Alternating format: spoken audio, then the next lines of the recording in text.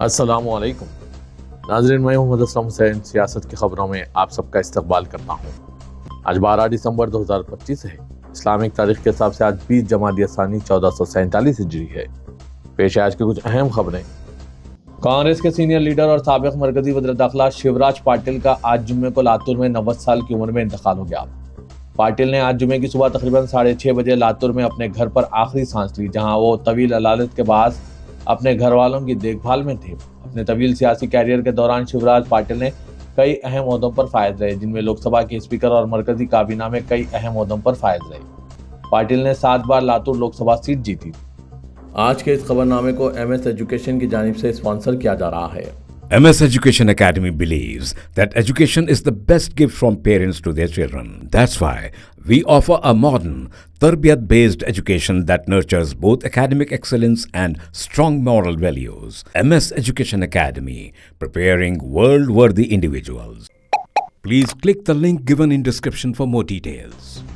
Superstar Rajinikanth आज जुम्मे को अपनी 75वीं सालगिरह मना रहे हैं। मुल्क भर से इनको नेक तमन्नाएं और मुबारकबाद के पैगामात मौसूल हो रहे हैं। मुबारकबादी के पैगामात देने की सफ में आगे बढ़ते हुए वज़ीर आज़म नरेंद्र मोदी ने आज जुम्मे को इनके लिए एक दिली पैगाम दिया और इनकी 50 साला सिनेमा विरासत को भी याद किया। वज़ीर आज़म नरेंद्र मोदी ने आज जुम्मे की सुबह सोशल मीडिया प्लेटफॉर्म एक्स पर लिखा कि थिरू रजनीकांत जी को इनकी 75वीं सालगिरह के खास मौके पर मुबारकबाद।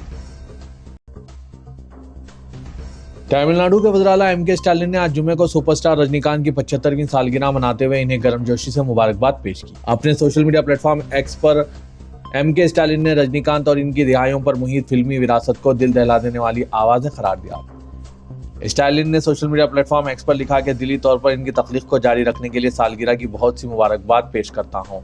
लोगों की मोहब्बत और हिमायत इन्हें ऐसे ही मिलती रही।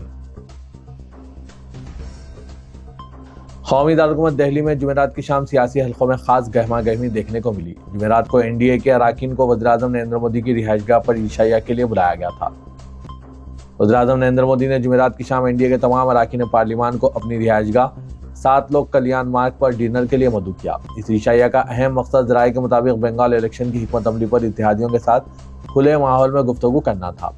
इसके अलावा वज़ीर आज़म अपने अराकीन पार्लियामान से हुकूमत के ताल्लुक से फीडबैक भी जानना चाहते थे, इसलिए उन्होंने सभी को मदऊ कर लिया। इस ताल्लुक से मरकजी वज़ीर अनुराग ठाकुर ने वज़ीर आज़म नरेंद्र मोदी का शुक्रिया अदा किया और कहा कि ऐसे मौके कम ही आते हैं जब वज़ीर आज़म की जानिब से कोई पार्टी दी जाए या इशाया दिया जाए। हम इस मौके का इंतज़ार कर रहे थे ताकि एक साथ जमा हो और वज़ीर आज़म को बिहार इलेक्शन में फतेह के लिए मुबारकबाद दे सके। अनुराग ठाकुर ने मजीद कहा कि अब अगला डिनर हम बंगाल में फतेह के बाद करेंगे। मध्य प्रदेश हुकूमत ने तहफ़्फ़ुज़ात पर मुतनाज़ा तबसरा करने पर सीनियर IAS अफसर संतोष वर्मा के खिलाफ सख्त कार्रवाई की है। मध्य प्रदेश हुकूमत ने इन्हें इनके ओहदे से हटा दिया है। तहक़ीक़ात से पता चला है कि उन्होंने जाली दस्तावेज़ात का इस्तेमाल करते हुए IAS अफसर बनने के लिए सालमियत का सर्टिफिकेट हासिल किया था। महकमाना इंक्वायरी आखिरी मराहिल में है। 2012 बैच के IAS अफसर संतोष वर्मा महकमा ज़राअत में डिप्टी सेक्रेटरी के ओहदे पर तैनात थे। इंडिगो एयरलाइन ने सफर से मुतालिक बहरान के बाद मुसाफिरों के लिए 10,000 रुपए के ट्रैवल वोचर देने का ऐलान किया है। इंडिगो ने इस ताल्लुक से कहा कि हमारी सबसे पहली तरजीह हमारे सारिफिन की देखभाल करना है। इसी के तहत ऑपरेशन में रुकावट के बाद हमने मनसूख की गई फ्लाइट्स के लिए सभी जरूरी रिफंड शुरू कर दिए गए हैं। सारिफिन के अकाउंट में रिफंड क्रेडिट कर दिया गया है। इंडिगो ने कहा कि 3, 4 और 5 दिसंबर को परेशान हुए सारिफिन के लिए हम 10,000 रुपए का ट्रैवल वोचर जारी कर रहे हैं। दहली फसादात मामले में मुलजिम और JNU के तालिब इल्म रहे उमर खालिद को एक बड़ी राहत मिली है। अदालत ने उमर खालिद को बहन की शादी में शामिल होने के लिए उबूरी जमानत दी है। यह जमानत 16 से 29 दिसंबर तक के लिए मिली है। दिल्ली की कोर्कोडमा कोर्ट ने उमर खालिद को जमानत दी। अदालत ने जमानत देते हुए कुछ शराइत भी तय किए हैं। अदालत ने कहा कि इस दौरान उमर खालिद सोशल मीडिया का इस्तेमाल नहीं कर सकेंगे। वो सिर्फ अपने अहल खाना, दोस्तों और रिश्तेदारों से मुलाकात कर सकेंगे। जमानत देते हुए अदालत ने कहा कि इस बात को ध्यान में रखते हुए कि शादी अर्जी गुजार की सगी बहन की है, इसलिए अर्जी मंजूर की जाती है। उत्तर प्रदेश के जिला बहराज में अक्टूबर 2024 के दुर्गा मूर्ति विसर्जन के दौरान भड़के शदीद फसादात में राम गोपाल मिश्रा की हलाकत के मुकदमे में अदालत ने सख्त फैसला सुनाते हुए मरकजी मुलजिम सरफराज को सजाए मौत और इसके वालिद 2 भाइयों समेत 9 दीगर अफराद को उम्र कैद की सजा सुनाई। यह हलाकत उस वक्त पेश आई थी जब राम गोपाल मिश्रा एक मस्जिद की छत पर चढ़कर भगवा परचम लहरा रहा था और नीचे मौजूद हुजूम जय श्री राम के नारे लगा रहे थे।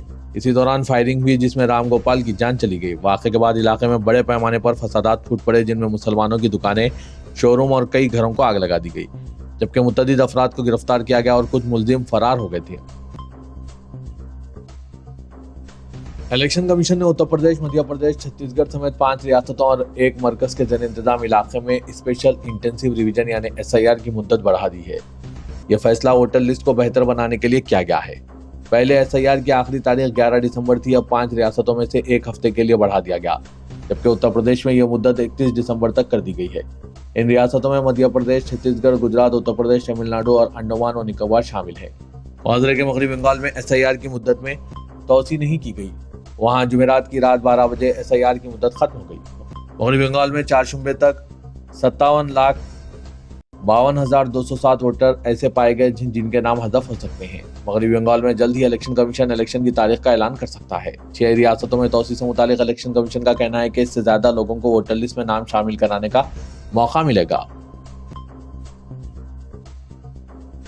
उत्तर प्रदेश के जिला मुजफ्फरनगर में उस वक्त कशीदगी पैदा हो गई जब सरवट पुलिस चौकी के चंद अहलकारों पर मदीना मस्जिद के मौज़न मोहम्मद इरफान के साथ बदसलूकी और मारपीट का इल्जाम सामने आया, जिसकी पूरी झलक मस्जिद के बाहर नस्ब CCTV कैमरे में भी रिकॉर्ड हो गई और वीडियो के सोशल मीडिया पर तेजी से वायरल होने के बाद मामला मजीद संगीन सूरत-ए-हाल अख्तियार कर गया। मौज़न के मुताबिक जब वो गुज़िश्ता रोज सुबह नमाज के लिए अजान देने के बाद जैसे ही मस्जिद से बाहर आए, पुलिस एहलकारों ने इन्हें रोककर लाउड स्पीकर के इस्तेमाल पर सख्त लहजे में सवालात किए और आगाज ही से गाली गलौज शुरू कर दी। हालांकि उन्होंने वाज़ेह तौर पर बताया कि मस्जिद में नस्ब लाउड स्पीकर के लिए जिला इंतजामिया से तहरीरी इजाज़त हासिल है।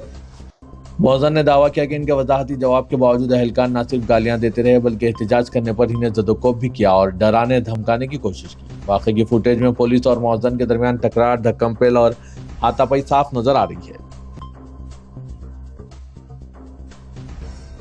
मध्य प्रदेश के जिला रायसन के पेरियापड़िया गांव के एक शख्स ने इल्जाम लगाया है कि इसे और इसके खानदान को समाजी बाइकआउट और इम्तियाजी सलूक का सामना है जब इसने एक दलित खानदान के घर में मृत्यु भोज की रस्म के दौरान खाना खाया था।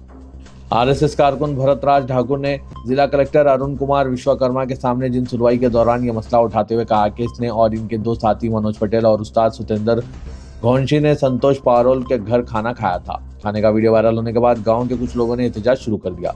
ठाकुर ने कहा कि गांव की पंचायत जिसकी क़यादत सरपंच सिंह पटेल और कई बाअसर गांव वालों ने की, वाल्मीकि कुंबे के घर पर खाना खाने को गुनाह करार देते हुए एक हुक्म जारी किया। इनके मुताबिक पंचायत ने मुतालबा किया कि तीनों अफराद को शुद्धि से गुजरना पड़ेगा, जिसमें गंगा में डुबकी लगाना और एक इज्तिमाई दावत की मेजबानी करना शामिल है। मगरबी बंगाल के जिला मुर्शिदाबाद के बेलडंगा में मुजव्विजा बाबरी मस्जिद के लिए बनाए गए trust West Bengal Islamic foundation of India को अब तक 3 करोड़ 50 लाख रुपए के अतियात मौसूल हो चुके हैं। नकद अतियात के तौर पर हासिल होने वाली करेंसी की जो 11 डब्बों में भरी हुई है, गिनती कल रात तक मुकम्मिल हुई है और जुमला रकम 87 लाख रुपए मौसूल हुए हैं। तृणमूल कांग्रेस के मुअत्तल रुकन असेंबली हुमायूं कबीर के करीबी मददगार ने यह बात बताई। इस ट्रस्ट के बैंक अकाउंट में ऑनलाइन अतियात के जरिए जमा कराई गई रकम गुज़िश्ता रात तक 2 करोड़ 63 लाख रुपए तक जमा पहुंच चुकी है। तेलंगाना के वज़ीर आला रेवंत रेड्डी ने नई दिल्ली में पार्टी हाईकमान के सरकर्दा कायदीन से मुलाकात की और तेलंगाना राइजिंग ग्लोबल समिट की कामयाबी की तफसीलात से वाकिफ करवाया। वज़ीर आला ने कांग्रेस सदर मल्लिकार्जुन खड़गे, सोनिया गांधी, राहुल और प्रियंका से मुलाकात की। ग्लोबल समिट के अख्ताम के फौरी बाद चीफ मिनिस्टर सरमायाकारी की तफसीलात और दीगर कामयाबियों से वाकिफ कराने के लिए नई दिल्ली पहुंचे। कांग्रेस कायदीन ने समिट की कामयाबी पर चीफ मिनिस्टर को मुबारकबाद पेश की और तेलंगाना की हमादती तरक्की की मसाई को सराहा। ज़राए के मुताबिक वज़ीर आला ने 5 लाख करोड़ से ज़ायद सरमाकारी मुआहदात की तफसीलात पेश की। उन्होंने तेलंगाना राइजिंग विजन डॉक्यूमेंट भी हाईकमान के कायदीन के हवाले किया।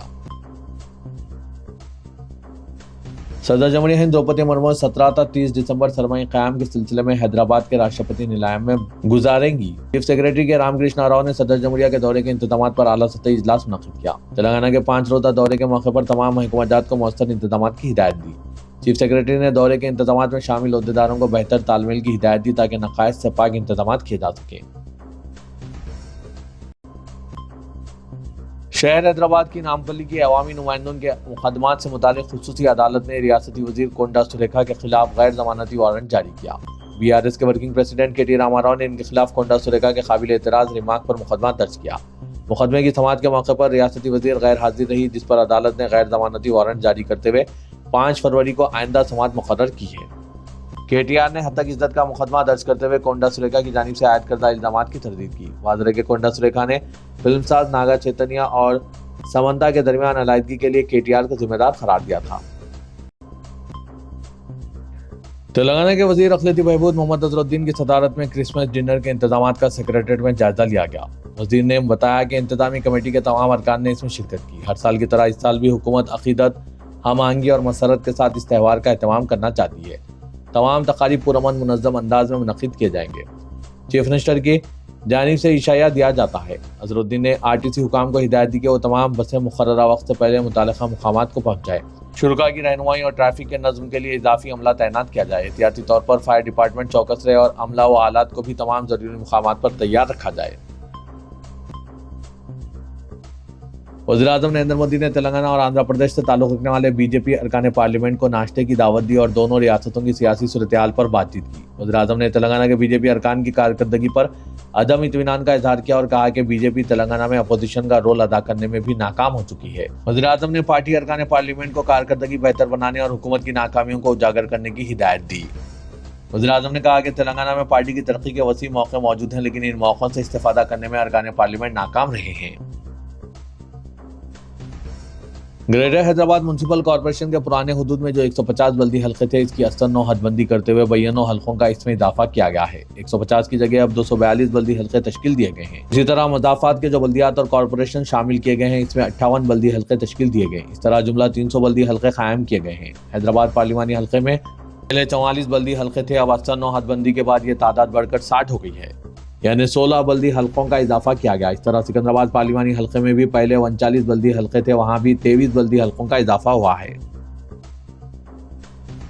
रियासत तेलंगाना में पहले मरहले के पंचायत इंतखाबात की रायदही चंद इक्का दुक्का वाक़यात के मासिवा पुरअमन रही। आधी रात के बाद भी नताइज का ऐलान जारी रहा, जिसके बाद हुक्मरान कांग्रेस की तायदी 2300 उम्मीदवारों को मुंतखब करार दिया गया। BRS के तायदी 1160 उम्मीदवार भी कामयाब हुए, जबकि BJP के तायदी 186 उम्मीदवार मुंतखब हुए और सरपंच के ओहदों के लिए दूसरे 525 उम्मीदवारों को भी मुंतखब करार दिया गया।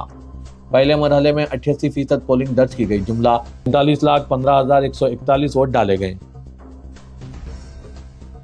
पंचायत इंतखाबात में मामूली वोटों के फर्क से बाज़ उम्मीदवार जीत हासिल कर रहे हैं। महबूबाबाद जिले के एनुगर्ती मंडल के चैतन्या टांडा में BRS के तायदी जय हरिचंद सिर्फ 9 वोटों की अक्सरियत से कामयाब है। इसी तरह जगसियार जिले के तिमापुर में BRS की तायदी M लता ने 12 वोटों से कामयाबी हासिल की। जिला संगारेड्डी में ग्राम पंचायत इंतखाबात के पहले मरहले की रायदही जुमेरात की सुबह 7 बजे से दोपहर 1 बजे तक सख्त सिक्योरिटी इंतजाम के दरमियान मुनक्किद हुई। सर्द मौसम के बावजूद वोटरों ने अपने रायदही का इस्तेमाल के लिए पोलिंग मराकज़ का रुख किया और मुख्तलिफ पोलिंग स्टेशनों पर वोटर्स की तवील कतारें देखी गई। अवाम ने जोश खरोश के साथ रायदही में हिस्सा लिया। डिस्ट्रिक्ट इलेक्शन ऑफिसर व कलेक्टर जिला P प्रोवीना ने तारापल्ली के पोलिंग स्टेशन का दौरा किया और रायदही के इंतजाम का तफसीली जायजा लिया। साबिक मुशीर हुकूमत तेलंगाना AK खान ने गरीब और मुआशी तौर पर कमज़ोर तलबा को मियारी तालीम से आरास्ता करने में गयासुद्दीन बाबू खां मरहूम की 30 साला खिदमात को नाकाबिल फरामोश करार दिया। बिलखुसूस अजला और देहातों के गरीब तलबा जो मुआशी तौर पर कमज़ोर होने की वजह से आला और मियारी तालीम हासिल करने से कासिर थे, ऐसे तलबा को तलाश करके गयासुद्दीन बाबू खां इन्हें आला मियारी तालीम से आरास्ता करते हुए इनके मुस्तकबिल को रोशन और ताबनाक बनाते थे। AK खान हैदराबाद ज़कात एंड चैरिटेबल ट्रस्ट बेगमपेट दफ्तर में गयासुद्दीन बाबू खां चैरिटेबल ट्रस्ट के ज़ेर-ए-तमाम HIS set 26 online scholarship programme के किताबचा की रस्में इजराई के बाद तकरीब से खिताब कर रहे थे। इस प्रोग्राम के तहत 15 दिसंबर 2025 तक 15 जनवरी 2026 ऑनलाइन हाईसेट 26 में मेरिट हासिल करने वाले तलबा को हैदराबाद इंस्टीट्यूट ऑफ एक्सीलेंस वखाराबाद में इंटरमीडिएट 2 साला कोर्स में मुफ्त दाखिला दिया जाता है। शहर हैदराबाद के अफजलगंज इलाके में जब मुकामी पुलिस और GHMC हुकाम ने अफजलगंज बस स्टॉप के पीछे मस्जिद के बाजू में गैर कानूनी कब्जे को हटाने की कोशिश की तो हल्की कशीदगी देखी गई। हुकाम ने बताया कि दरिया मूसा के करीब सड़क के किनारे गैर कानूनी कब्जे की शिकायत मौसूल हुई। जब काम शुरू हुआ तो मुकामी बाशिंदों ने पत्थरगट्टी कॉर्पोरेटर सोहेल कादरी, AIMIM रुकन कानून साज कौंसल रहमत बेग और दीगर को इत्तला दी, जिन्होंने मौके पर पहुंचकर ओहदेदारों को आगे बढ़ने से रोक दिया। रहमत बेग ने दलील दी कि फल फरोश गुज़िश्ता 50 सालों से कारोबार कर रहे हैं और हुकाम इनके जरिया माश नहीं छीन सकती। शिकायत पर कार्रवाई करते हुए बल्दिया की जानिब से इन दुकानों पर कब्जे को हटाने की कोशिश की गई, जिसकी वजह से कशीदगी बढ़ गई। इत्तला मिलते ही मजलिस के रुकन कानून साज कौंसल और कॉर्पोरेटर्स ने बल्दिया की इस कार्रवाई पर सख्त एतराज जताया और दुकानदारों को दोबारा दुकान खोलने की इजाजत दे दी।